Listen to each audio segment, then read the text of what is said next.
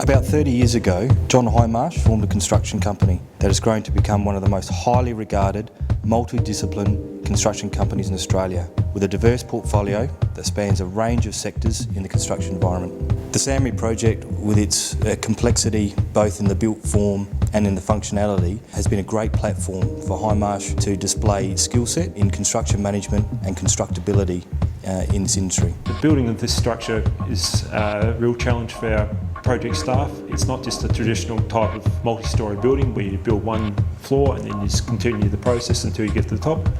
Everything about this building is unique. The unique shape and form of the facade and its complexity in geometry is what will make it such an iconic building. Hindmarsh, with a wealth of experience in the health and education sector, has been able to provide a huge amount of constructability input and value management into the process to ensure that we get the right outcomes for SAMRI. When the tenders landed, it was over budget quite significantly. The value management exercise or value engineering exercise that Hindmarsh undertook proved to be one of the most significant factors in the construction of the SAMRI project. The design or the 3D model are essential in delivering a project of this complexity to the tolerances that were specified. We've got 30 people within our team alone, and we've got a subcontract team of up to 200 workers on the project. Construction specialists, mechanical engineers, civil and structural engineers, all with the right skill set to get the right outcomes for the project.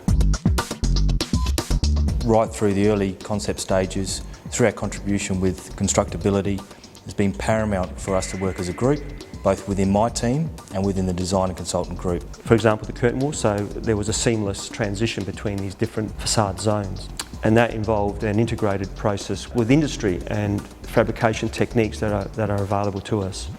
So that was a key ingredient in terms of how we minimised risk, improved quality, allowed for prefabrication, which ultimately also helped our timeline. The facade envelope consists of a hybrid of structural systems. Steel diagrid was necessary to span large areas, particularly in the atria. Where possible, we use curtain wall systems and in situ cladding elements. The shop drawing process was slightly longer, given the complexity and the 3D modelling aspect, but that allowed us then to deliver fabrication and erection on site in shorter timeframes. The flower columns, in terms of their size and scale, in your 50mm plate, which is full strength butt weld, core filled, the placement was a challenge in terms of getting in the right location. The stripping cycle was also quite complex. As the constructor, we had some very tight fabrication tolerances to work to. We had a huge amount of survey information we had to coordinate on site for positioning what is a critical structural element within this project to ensure that it was positioned in the right location and fabricated to the right tolerances. The geometry of the facility is irregular. Running primary services through the facility was a huge design challenge which was overcome. Hindmarsh has taken a very innovative approach to our safety management systems. We've developed in-house IT solutions to manage and track all our safety activities and incidents. We log hazards on site using the iPhone, and these have all been developed in-house.